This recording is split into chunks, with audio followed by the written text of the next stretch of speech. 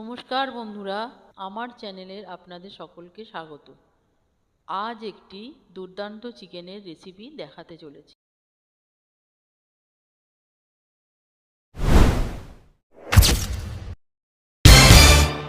Chicken 1 KG, পাতিলেবু একটা, পেঁয়াজ কুচনো, টক দই, ধনেপাতা, আদা রসুন কাঁচা লঙ্কা পেস্ট, ফোড়নে তেজপাতা, গোটা গরম মশলা, গোলমরিচ গুঁড়ো, 1 চিমটে হলুদ আর লবণ।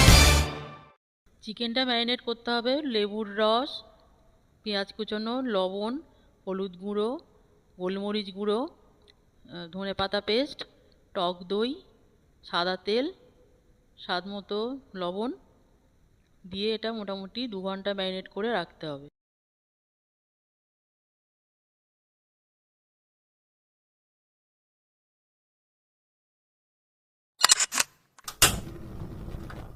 চিকেনটা রান্না করার জন্য প্রথমে কড়াইতে সাদা তেল দিয়ে বাটার দিয়ে ফোড়নের জন্য তেজপাতা, গোটা গরম মশলা দিয়ে ফোড়নটা একটু গন্ধ বেরোলেই তার মধ্যে ম্যারিনেট করা চিকেনটা দিয়ে দিতে হবে।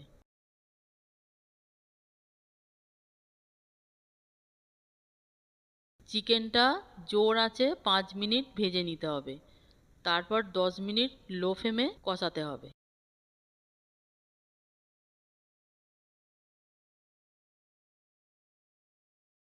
লবণটা চেক করে স্বাদ মতো একটু চিনি দিয়ে দিতে হবে। তেল ছেড়ে গেলেই গরম গরম পরিবেশন করুন শীতের দিনে ধনেপাতা বাটা মুরগি।